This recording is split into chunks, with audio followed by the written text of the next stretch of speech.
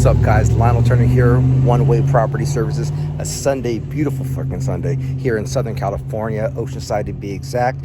And had to do some maintenance. Today was maintenance day, fixing my equipment, had to rearrange a couple things. While I'm doing it, I want to make a video and show you what's on my rig, and to show you that a lot of people, they want the bells and whistles. They want to go out there, go out there and get, the next best thing and all that. And you really don't need to. What you need to have is the proper equipment, not brand new, spanking, sparkling equipment. There's two completely different things. Check this out. My machine, raggedy, burnt up looking. What this is about a 25-year-old Landa PGHW. Pretty much just a skeleton now. Last year, probably the fourth motor went out. So instead of going with the Honda, I didn't have the money for it. I had to drive my tail all the way out to Yuma, Arizona because of carbs in order to get a motor, because I was on a job at the time.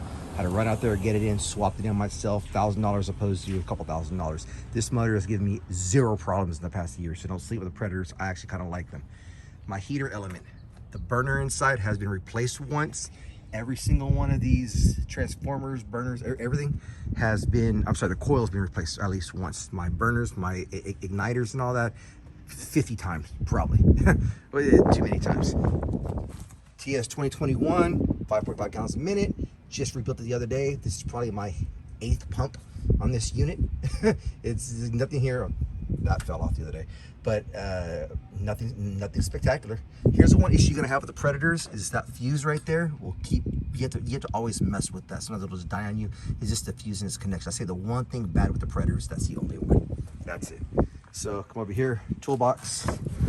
Got all just odds and ends, spigots, sumps, a little bit of gain right there, cords, whatever. Just my little junk bin. 320-gallon water tank. This is a must if you're gonna do big jobs. Man, sometimes it's easier to just fill up your own damn water and just take it there and not have to deal with customers, not have to deal with hooking up the spigots. I actually, just isn't the main thing for the day. This is at, well, look over here and I'll show you.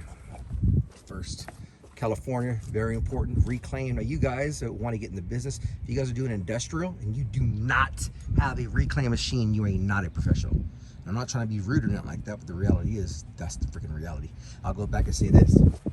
All you guys want to go out there and get commercial jobs, and I see a lot of people doing it, and I don't want to diss, but if you ain't got that, you're not professional. Because how you getting gum up? You can say you get ox and that's taking up all your grease or whatever the hell it is, but if you ain't able to get gum up at an efficient amount of time, you're not a professional commercial power washer. You're probably good at houses. It's probably great, but you're not commercial professional. If you do an industrial, or even commercial in California in general, doesn't matter what you're doing, if you do not have, you're not a professional. As simple as that. So look at the back, you're gonna see we have to dedicate space for reclamation generator, 320-gallon tote. Actually just picked this up the other day. Getting my hoses to come in, ordered new hoses, ordered a bunch of new things. Today was just a really good maintenance day, but 320-gallon reclaim tote. That just gets dumped. I do a job, reclaim it, find a sewer, dump it, boom, done. So this is never really going to be carrying a lot of water anywhere far. Hydrotech reclaim. I like Predator for the price. Can't slip. These reels, man, these reels are 20 some odd years old. Look at them, all beat up. Still, look at all beat up, beat up. I traded somebody, I think, for a truck for a mobile and some reels and something like that. This is like 15 years ago. These have been on here. Zero problems. This right here, this is my downstream injector setup. Bleach, degreaser, and this one, whatever I want it. Like I put simple green. I've done simple things like that. I'm sure if I was doing some type of deck, I could switch this out. They're double bucketed, so you could pull these out, fill them up with water. Dipstick, dipstick, dipstick. Boom, done. It's J-rod.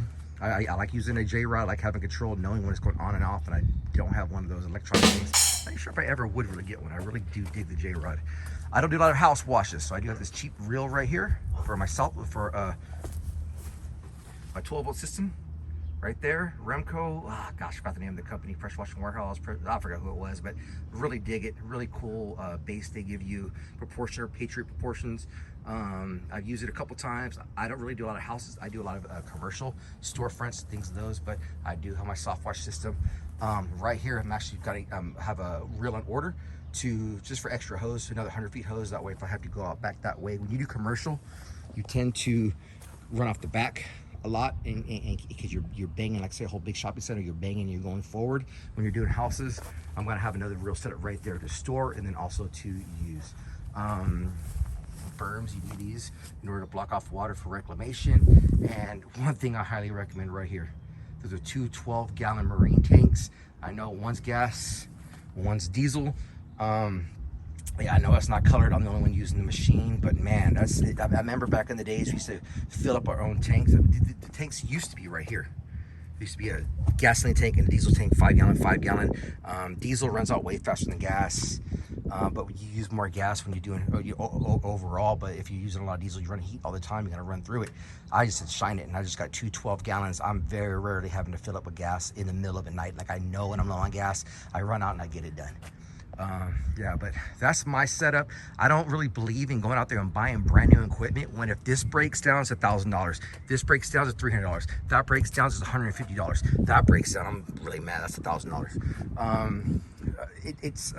The coil goes out, yeah, that's gonna cost me $1,000, but I'm not spending $6,000, $7,000, $8,000 for a new machine. And the reality is, if you're doing shopping centers, if you're doing industrial, you need, I'm gonna tell you one more time, need heat. If you don't have heat, you're not a professional commercial or industrial pressure washer. Sorry to say. That's it. That's my Sunday. Ready to get at it tomorrow. Hose everything down. I was working all day long, moving things around on my setup. Always trying to get better. Always trying to perfect. So until next time, out.